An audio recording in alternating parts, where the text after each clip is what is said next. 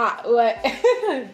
Je vous disais que la Bible était un puissant outil de développement personnel et que je l'expérimente.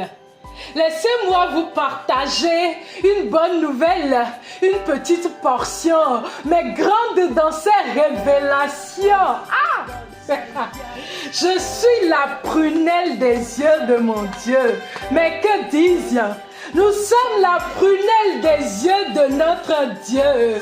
Ah, je suis sa fille bien-aimée. Mais que dis-je?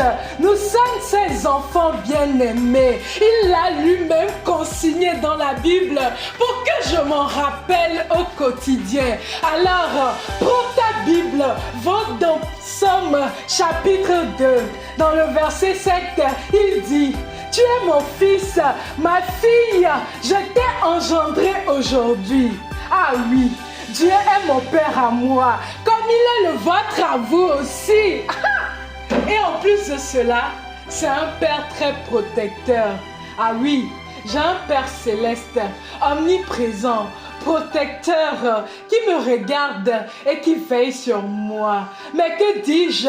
Nous avons un Père protecteur, car il est le vôtre aussi.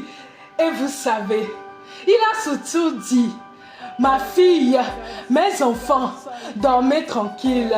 Je veille sur vous. N'ayez crainte de rien. Je vous protège. Ah, vous entendez? Notre Père céleste, c'est un Père protecteur. Alors de quoi? De qui devrions-nous avoir peur? Car dans l'adversité, il se lève pour nous défendre. Ah! Et il le dit dans le verset 4. Il est dit: ah, celui qui siège dans les cieux rit, il se moque d'eux. Et il continue encore dans le verset 5. Il leur parle dans sa colère, il les épouvante dans sa fureur. Tout ça parce que je suis sa fille. Tout ça parce que nous sommes ses enfants qu'il a choisis. Oh, n'est-il pas doux d'avoir un Père protecteur qui surpasse toutes choses? Et moi, je suis bien heureuse parce que je me confie en lui. Ah, confiez-vous en lui, chers frères et sœurs, car il me dit dans le verset 12, heureux tous ceux qui se confient en lui. Oh Père, alors je me confie à toi. Moi et mes frères, nous nous confions à toi. Nous n'avons point crainte, car tu nous protèges. C'est à l'adversité de fuir devant nous, car notre Père céleste, il veille et guette. Oh Père, que je me sens en sécurité avec toi. Rien ne pourra m'atteindre, rien ne pourra nous atteindre. Je me sens libre, Père, de vivre. Oh mon Père céleste, de faire en ton nom. Qu'il est doux, doux d'avoir un Père céleste si protecteur. Alors, mon frère et ma soeur, de quoi, de qui devons-nous avoir crainte? Brisons les liens de l'adversité. Délivrons-nous des chaînes de l'adversité. Il le dit dans le verset 3. Brisons leurs liens. Délivrons-nous de leurs chaînes. Notre Père céleste veille et guette.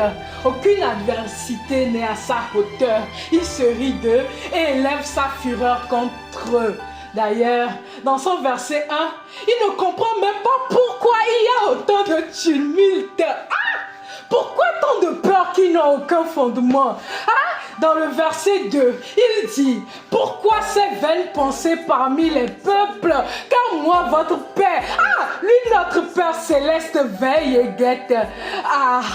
Car quiconque se ligue contre nous, se ligue contre lui aussi. Et il ne peut que réagir. Mais quand même, c'est évident. Nous sommes quand même ses enfants bien-aimés, à qui il a donné toutes choses. Suffit-il qu'on le lui ait demandé?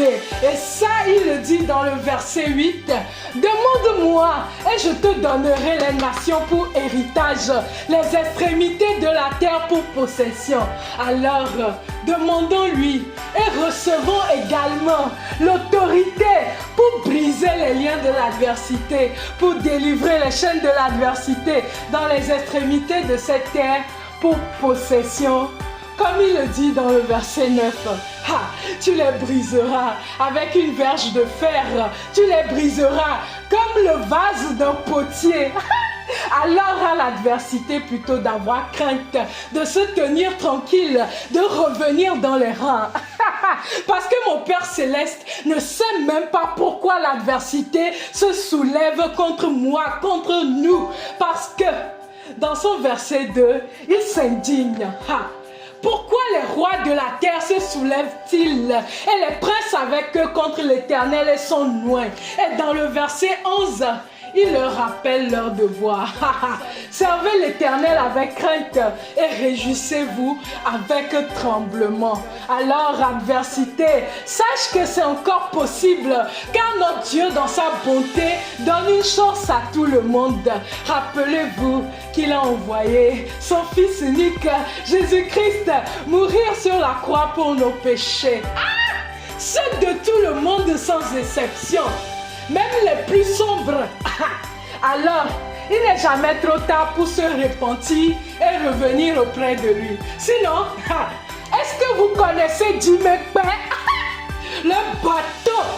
Car on touche à la prunelle des yeux du Père Céleste. Sa colère est très prompte à s'enflammer. Et ça, il le dit dans le verset 12. Baisez le Fils, de peur qu'il ne s'irrite et que vous ne périssez dans votre voie, car sa colère est prompte à s'enflammer.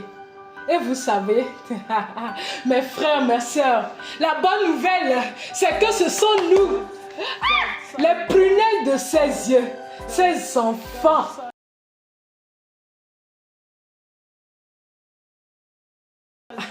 Alors mieux, revenez dans les rangs, faites le bien et entrez dans les bonnes grâces des prunelles de ses yeux, c'est-à-dire nous, pour que mon Père Céleste ne s'irrite point contre vous. Alors, conduisez-vous avec sagesse, comme dit dans le verset 10.